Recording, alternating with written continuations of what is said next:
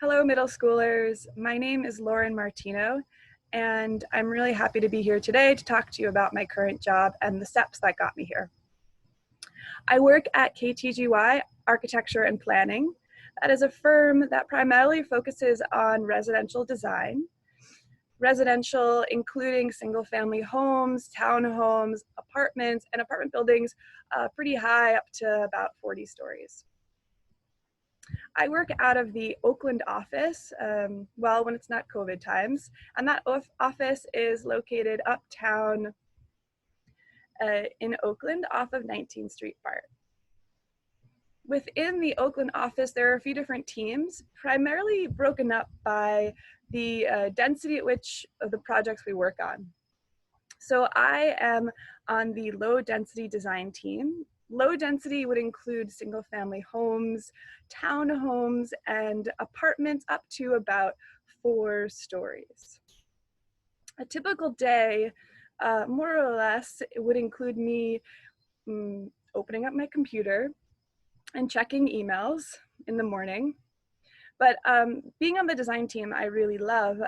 We sort of work with the client at the start of the project. So the client comes to KTGY and is like, hey, I would like this. I would like a building with X amount of apartments located in this jurisdiction. So we work with the planning department in our office and sort of figure out the site, understand the client needs, and there'll be a few back and forth schematic designs where we get to draw things up based on their needs. So making some sort of dream come to life, which is really, really cool. I'm gonna share my screen. So at the start of the design, there's floor plan layouts, which always reminds me of like Tetris, because you have a small footprint and you're trying to fit in a bedroom, a bathroom, a kitchen within a small-ish footprint. And there's like something that is the most efficient, like if you're playing Tetris, the like piece comes down and it fits in and then the whole line disappears. That's the kind of joy I feel when designing a floor plan unit. So we come up with floor plan units, or it could be a home design. And then from there, we develop elevations, which are the how it looks on the street if you're driving by. Currently, I just modeled in SketchUp, which is a 3D modeling program, some homes for a perspective view that we're going to submit to the planning department for their approval. So I'll show you what that might look like. Let me share a screen. So this is a view, perspective view. So these 3 homes we designed and then modeled. I'll take you one step further, and this is kind of how you manipulate it. So all the tools that you'll use are on this left-hand side, and currently I've got the pencil tool out, and so you basically draw a plane and that becomes a wall, and you drop in different elements, the windows, you make a roof. It's pretty fun if you've ever played Sims or something like that. I also recommend checking out or Googling SketchUp tutorials for kids, for middle schoolers. I know there's a lot of free or trial versions that you can play around with, which you might be interested in. So this is very much something we do in the design phase. I'm going to walk you through the next step. So this is the program SketchUp. Now this program is AutoCAD, which we do most of the design work here. It's more of a 2D program. So as I was mentioning before, the unit plans, you can see this is unit 5. It's a pretty big unit. So this is the corridor, and you're walking down the corridor, you come into this unit, the kitchen is to the left, there's a dining room to the right, this is a great room back here, and then this right hall connects you to 2 different bedrooms and also 2 different bathrooms. And then you come onto this side, there's a bedroom, a walk-in closet, a bathroom, and then a deck. So that's a 3-bedroom unit. It's pretty large. Right next to it is a unit that is just one bedroom. So you walk in from the hall here, you've got a powder room to the right and a coat closet. If you continue straight, you enter the great room, dining room, and kitchen, which you can access the deck off of. And then coming back here is the access to the bedroom. So this is a stacked flat apartment building. It happens to be 4 stories. Let me show you the elevation. So after we get the plan sort of laid out, we start drawing up the elevation in CAD.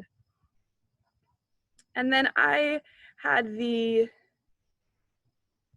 exciting job of going to the site to see this particular project in construction not too long ago. So let me see if I can share my screen again. Hello, I'm gonna share a different screen now.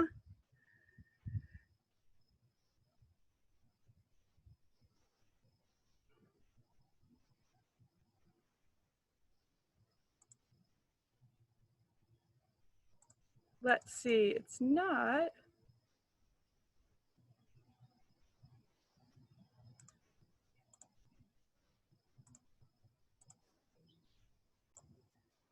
Hello again. Okay, I've got the other image pulled up, so let me share my screen.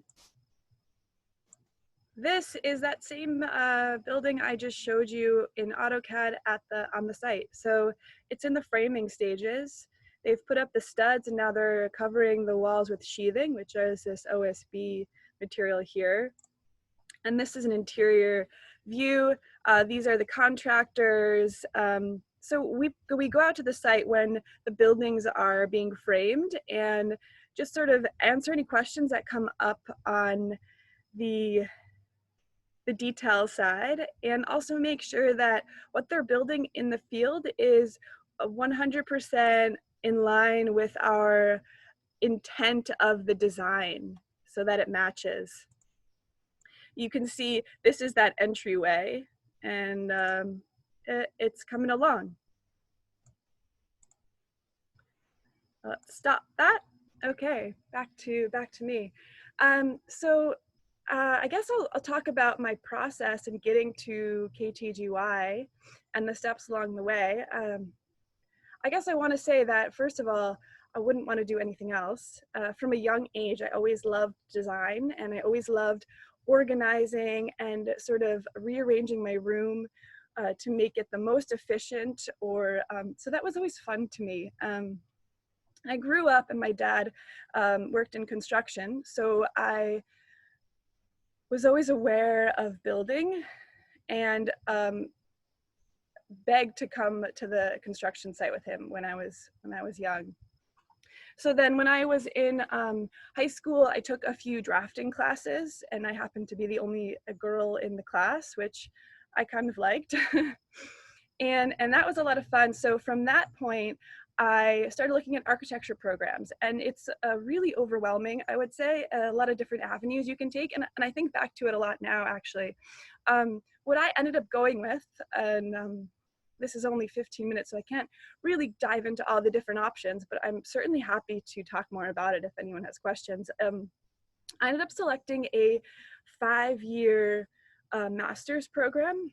So that kind of meant that you started Architecture Studio from day one, which has pros and cons. So like in 5 years, I got my master's and I was able to enter the workforce no problem. But it meant that I was taking a lot of credits each semester and working in the studio. If you've ever heard any tales of architecture school, most students spend a lot of their time in the studio, and they're really fun projects, but it's interesting because you're assigned something and you never have enough time to finish it. I think it's with all art or all sort of design. Like, you're given something and there's always something you can do. You can always change or revise something, but you don't have enough time. So you have to stop or you stay up all night. Anyways, I went to school in New Orleans at Tulane, and well, funny enough, the year I was supposed to move in, Hurricane Katrina hit, and they're getting a storm right now, actually. Hurricane Katrina hit, and as a freshman, I wasn't able to go to school there. So I moved into the dorm actually. And that same day, they called everyone to the auditorium and said, we need to evacuate, so get on the bus. We're going to drive to Jackson, Mississippi. So I did that with a bunch of other schoolmates. And then I ended up flying back to my parents' house in New York and you know, crying a bit because I really wanted to go to school. And I ended up at Syracuse for the semester, which actually turned out to be a great year.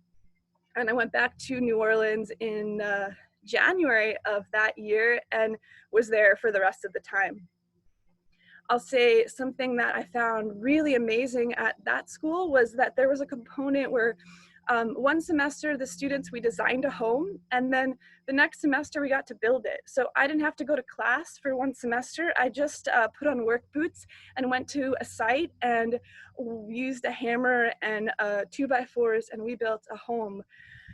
Which is really cool. It's the program is called Urban Build, and there are a few other programs like it. So if you have interest in architecture and design, I highly recommend like actually getting out there and building stuff because you learn so much.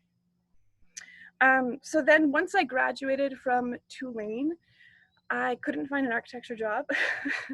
And you know, I don't know if I really wanted to start architecture right away. So I ended up waitressing. And I think my parents thought I'd never get, you know, my career going.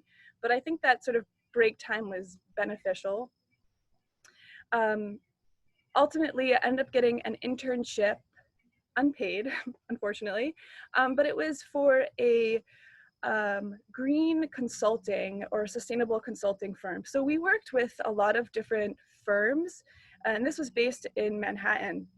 We worked with a lot of firms to sort of guide them on what decisions they could make to make their buildings more efficient and more sustainable. So that was my first venture into the field, and it was really interesting, and I think it set a nice tone for my focus and things that I'm interested in. So then from there, I worked at a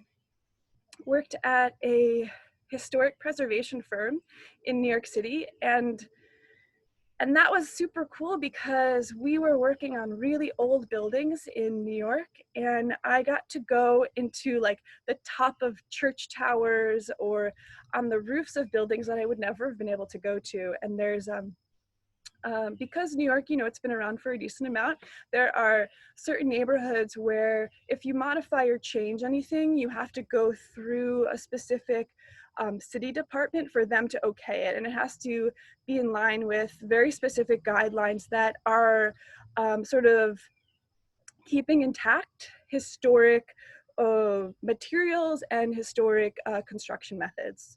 So I also learned a lot there as well. And I think, you know, preservation is probably one of the best ways to be sustainable. Like, we're not getting rid of stuff, we're preserving it, and we're making it last a lot longer. From there, I came to California and I started working at KTGY. And ultimately, I think I'm super happy here because it's residential. So all of my previous jobs in the field weren't residential. And I think this has the most meaning for me. You know, we all live in something, a home, an apartment, and we have a lot of opinions about that, right? Like when you go into your room, you know where you like your bed, or maybe something could be, the window could be changed, the light switch could be moved around, the closet could be different. So it's something we're very much aware of. And it's really cool to be on the design side where we can affect someone's life and perhaps make it better, hopefully make it better by the design. I think I'm going to end it there. Thanks so much for letting me babble on. And good luck. Just keep going. Yeah, please don't get discouraged. Things can be difficult, but there's so much reward and positivity that can come out of staying focused and working hard. So best of luck.